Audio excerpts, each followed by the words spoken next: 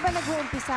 Saan nga ba nagsa-start? Kailan nga ba nag-start ang ating mga original divas? Tita Sylvia, Yes, Iha. paano po nag-start ang inyong career? Kasi ako, tinuruan ng mami ko ng voice nung araw, ng mga kanta, kasi teacher siya ng voice and piano. When I was small, nakita niya, mahilig din ako. Siyempre, mana. And so, tinuruan niya na ako at an early age. I was only like 3 years old when she taught me. And then, 3 years old? when I became 5, I learned a lot of Kundiman songs, which she sings during that time. Mga How do you teach a child at 3 how to sing? Mahilig ako eh. Pero mahilig kayo. Oo. So, the interest is there. She puts me on top of the piano. Ang piano noon, mga matataas na ganyan. Nandun ako, sinasaksak niya ako doon. Natutugtog siyang ganyan, tapos kanta ko ng kanta. Sa ibabaw ng piano, Sel? Nakaupo ako. Tinungtong kasi babaw ng piano? Mataas ang piano noon. Tapos, tinuruan niya ako ng mga babalikarin, yung mga kundima nung araw. Tapos, when I was 5, nilabanan niya ako sa contest. Nanalo ko ang mga kalabang ko, mga adults, matatanda. Ay, Dapat at matalo. 5. At 5, I won the first prize. Anong kinanta nyo nun? Ayun nga, yung Ako ay Bulaklak ng Kawangis. Isa sa mga lumang kanta.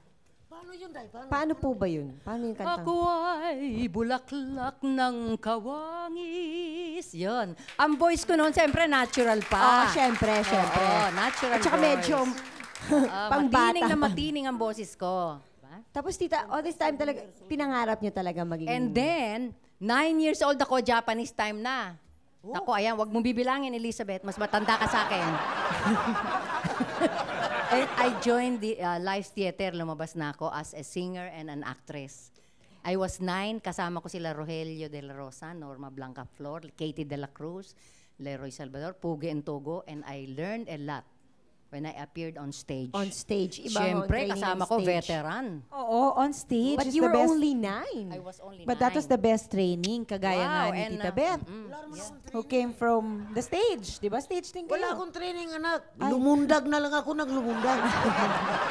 Paano ho ba nagsimula ang pagkakanta at pagpa-perform niyo, Tita Elizabeth? Hindi kasi anak, ganito yon. Siguro naawa na sa akin ang Jesus of Nazareth.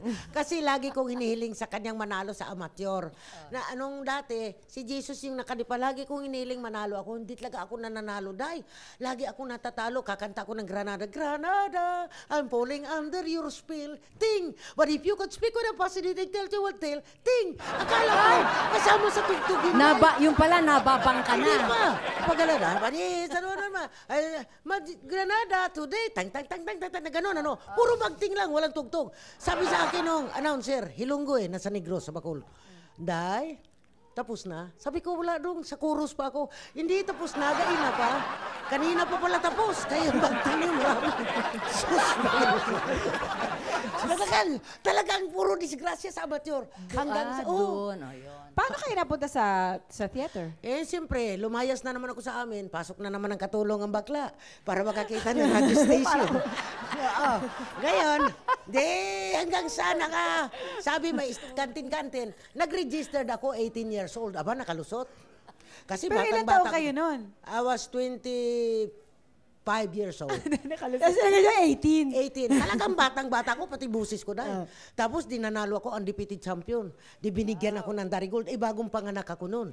So binigyan ako. May anak ka na nung nanalo ka? Of course! Sus, Ginoo. Tapos, ito na. Pag sabing Darigold, kasi siyempre wala akong pira. Ay, salamat tao. May ganito, ganun, ganyan. Sus, Ginoo, kay di man maganda pag inom nung anak ko. May nangyari.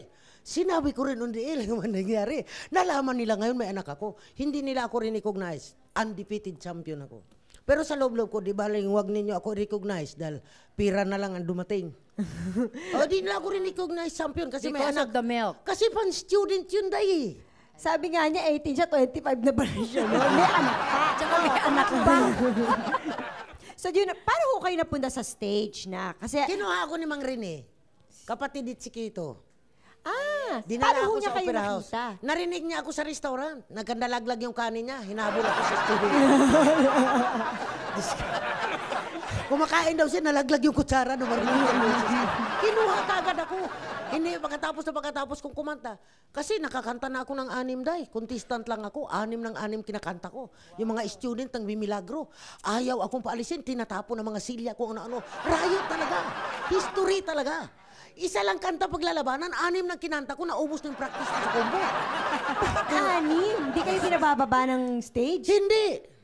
Tapos nilinoko ko pa si Amado Pascual. Sabi ko, hayop ka, may anak tayo. Hindi mo binibigyan ng pagkain yung anak natin. Hindi ko naman kilala yung si Amado Pascual, yung pianista.